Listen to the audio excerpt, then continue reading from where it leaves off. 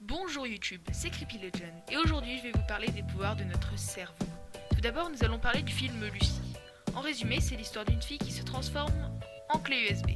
Non, plus sérieusement c'est une fille, Lucy Miller, qui se fait enlever par la mafia coréenne, puis se fait insérer un paquet de CPH4, une nouvelle drogue de synthèse, dans l'abdomen par ses trafiquants de drogue.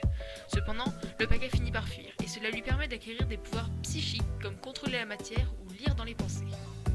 Lucy apprend que les humains comme vous et moi ne peuvent contrôler que 10% de leur cerveau, mais elle va pouvoir accéder à 100% de sa capacité cérébrale, ce qui va malheureusement entraîner sa mort. Ce film est totalement basé sur les mythes des 10%, mais voilà son origine. C'est Albert Einstein, Sigmund Freud et le psychologue William James qui écrivirent en 1908 « Nous n'utilisons qu'une petite partie de nos ressources mentales et physiques potentielles », ce qui fut le début de ce mythe.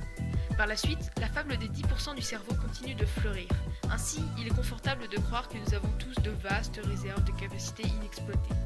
Et si cette fantaisie pouvait être avalisée par les neurosciences, cela donnerait davantage de crédibilité aux produits et services vendus par quelques profiteurs potentiels.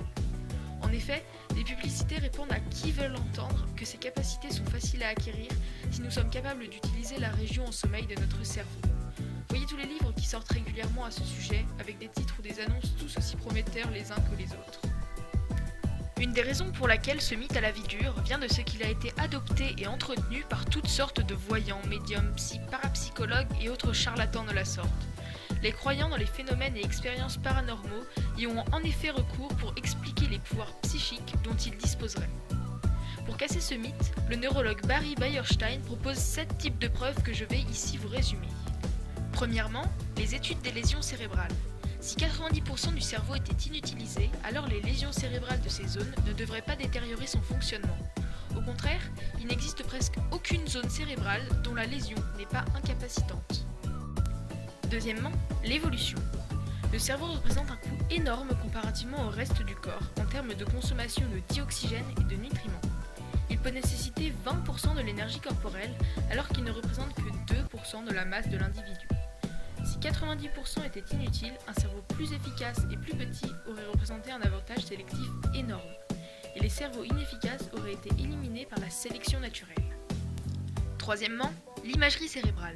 Les technologies d'imagerie cérébrale permettent de suivre l'activité cérébrale d'un humain vivant. Elles démontrent que chaque partie du cerveau est en activité, au moins partiellement, même pendant le sommeil.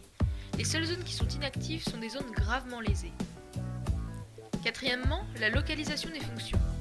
Au lieu d'être un ensemble qui agit d'un seul tenant, le cerveau possède des zones différentes qui effectuent différents traitements de l'information.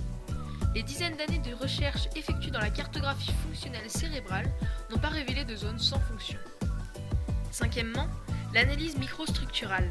Dans la technique d'enregistrement unitaire, les chercheurs introduisent une électrode minuscule dans le cerveau pour enregistrer l'activité d'une seule cellule. Si 90% des cellules étaient inutilisées, cette technique l'aurait forcément mis en évidence. Sixièmement, les études métaboliques. Une autre technique scientifique comprend le suivi des molécules de 2-déoxyglucose marquées radioactivement. Si 90% du cerveau était inactif, alors ces cellules inactives seraient mises en évidence en blanc dans cette scintigraphie du cerveau. Là encore, cette technique ne montre pas un tel résultat. Enfin, les maladies cérébrales. Les cellules du cerveau qui ne sont pas utilisées ont tendance à dégénérer.